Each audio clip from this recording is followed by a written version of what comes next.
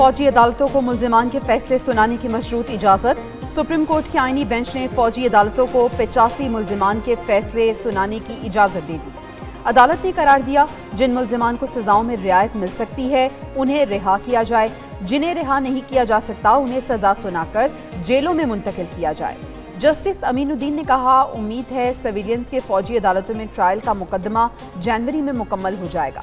समाअत मौसम सरमा की तातीलात के बाद तक मुलतवी। आज की समाअत का तहरीरी फैसला भी जारी।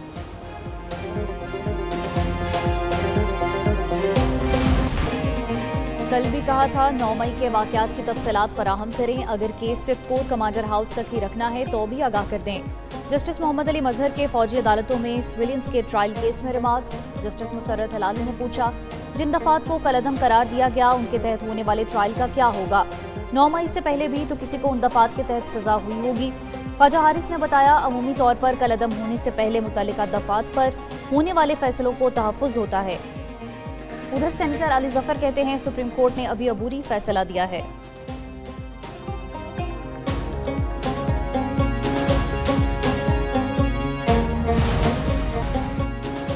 मुज़ाकरात, हुकूमत मुखालिफ तहरीक और अलायंस की तश्कील, अपोजिशन की अहम बैठक, हुकूमत को टफ टाइम देने का फैसला। उमर अयूब कहते हैं, हम पुरअमन शहरी हैं। असद कैसर बोले, दीगर अपोजिशन की जमातों से भी बातचीत करेंगे। सुप्रीम कोर्ट के फैसले पर तशवीश है, अपील दायर करेंगे। सरबरा सुन्नी इत्तेहाद कौंसिल हामिद रजा कहते हैं, मुज़ाकरात बराबरी की बुनियाद पर होंगे। हम मुस्बत इस्तेहकाम के लिए मुज़ाकरात की बात कर रहे हैं।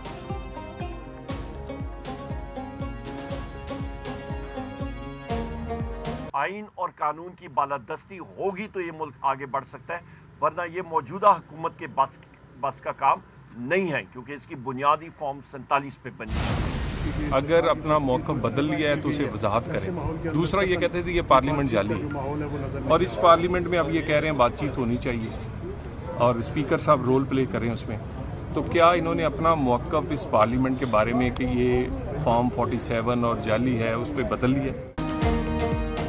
पीटीआई ने फॉर्म 47 वाला मौक़िफ़ बदल लिया तो मुज़ाकरात का सोचेंगे। मुस्लिम लीग नून तलाल चौधरी की मीडिया से गुफ्तगू, बोले बानी और साकिब निसार शामिल होंगे तो फैज़ हमीद वाली चार्जशीट मुकम्मल होगी। 26वीं तरमीम के बाद अदलिया आज़ाद हुई। 19वीं तरमीम के बाद 26वीं तरमीम ने आकर पार्लियामेंट को रिहाई दिलवाई।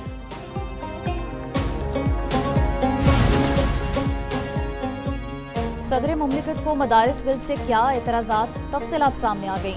आसिफ जरदारी का मदारिस की रजिस्ट्रेशन के हवाले से पहले से मौजूद कवानीन का हवाला, पाकिस्तान मदरसा एजुकेशन बोर्ड ऑर्डिनेंस 2021 और Islamabad capital territory trust act 2020 का भी हवाला। कहा, दोनों एक्ट्स की मौजूदगी में नई कानून साजी मुमकिन नहीं हो सकती। सोसाइटीज़ रजिस्ट्रेशन एक्ट 1860 इस्लामाबाद की हदूद में नाफिजुल अमल है।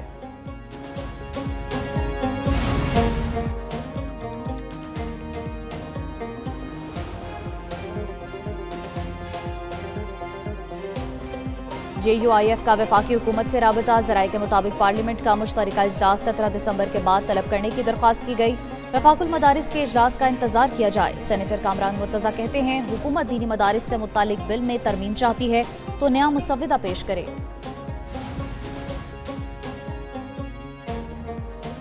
चीफ जस्टिस याहिया अफरीदी की ज़ेर सदारत सुप्रीम जुडिशल काउंसिल का इजलास, एलामिया जारी। कोड ऑफ कॉन्डक्ट और इंक्वायरी प्रोसीजर में तरमीम की सिफारिश के लिए कमेटी तश्कील। जस्टिस मुनीब अख्तर कमेटी के सरबराह मुकर्रर। इजलास में जजेस के खिलाफ 30 शिकायत को निपटा दिया गया। 5 शिकायत पर तबसरे तलब।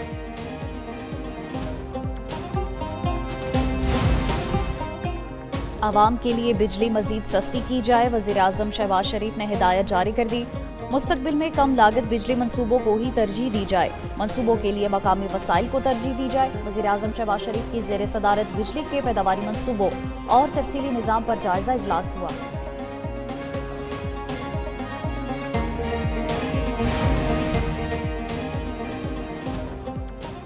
सोशल मीडिया रेगुलेटरी फ्रेमवर्क बनाने के लिए टास्क फोर्स बनाने की तजवीज़।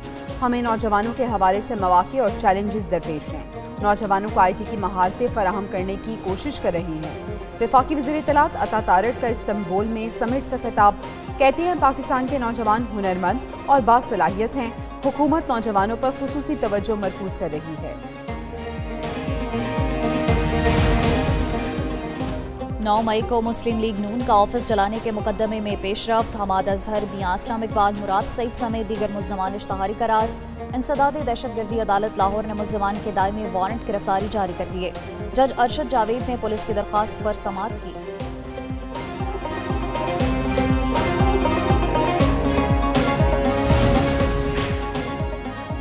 जिनको सोलर कंपनी की मसनूआत मुतासर कुन हैं। शंघाई में वज़ीर आला पंजाब का इजलास से खिताब। बोली, पाकिस्तान में सरमायाकारी के बेपनाह मौके मौजूद। पंजाब की तवानाई की ज़रूरियात दीगर सूबों से ज़्यादा हैं।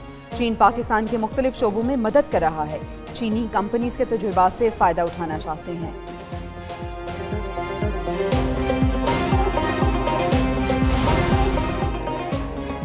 चीन के साथ ताल्लुकात को मजीद मजबूत करना चाहते हैं। चीनी सरमायाकारों को सिंध हुकूमत हर तरह की मुआवनत फराहम करेगी।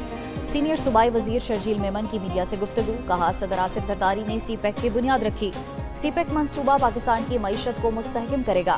आज चीन के साथ 4 MOU साइन किए हैं। चीन पाकिस्तान में मुख्तलिफ इंडस्ट्री जोन बनाने में मदद कर रहा है।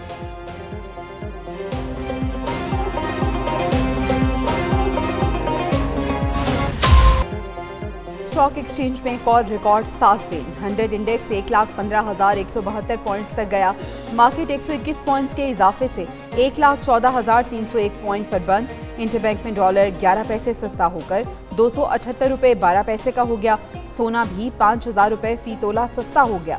दूसरी तरफ स्टेट बैंक 16 दिसंबर को मॉनिटरी पॉलिसी का ऐलान करेगा।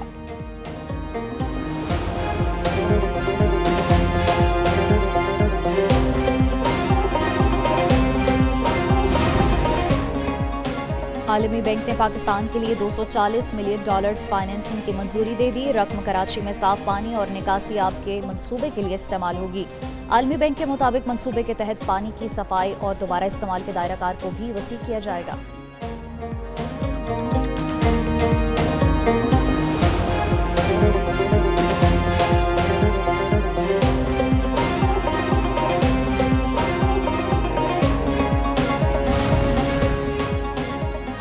कराची के इलाके गुलिस्तान जौहर मुनव्वर चौरंगी पर बाइक राइडर कत्ल। 40 साल फहद हुसैन को फायरिंग करके मारा गया। पुलिस ने मकतूल का पर्स और मोटरसाइकिल को तहवील में ले लिया। उधर थाना डिफेंस के इलाके में मुबैना पुलिस मुकाबला। जख्मी समेत 2 मुल्जिमान गिरफ्तार। जख्मी मुल्जिम कासिम शाह और साथी की शनाख्त इमरान के नाम से हुई। मुल्जिमान से असलहा, 3 मोबाइल फोन और मोटरसाइकिल बरामद। जख्मी मुल्जिम तिब्बी इमदाद के लिए जिना अस्पताल मुंतकिल।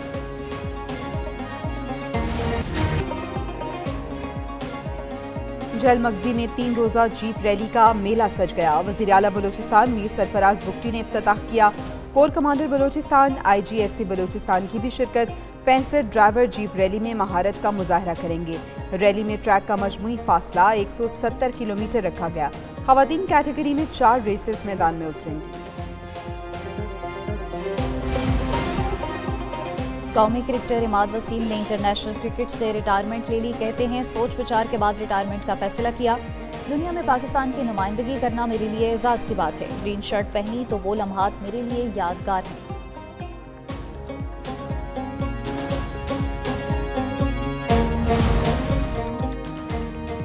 शाहीनों को T20 सीरीज बचाने का चैलेंज दरपेश। पाकिस्तान और जनूबी अफ्रीका के दरमियान दूसरा मैच आज सेंचुरियन में खेला जाएगा। मैच पाकिस्तानी वक्त के मुताबिक रात 9 बजे शुरू होगा। 3 मैचेस की सीरीज में जनूबी अफ्रीका को 1-0 की बढ़तरी हासिल। पहले T20 में जनूबी अफ्रीका ने पाकिस्तान को 11 रन से शिकस्त दी थी।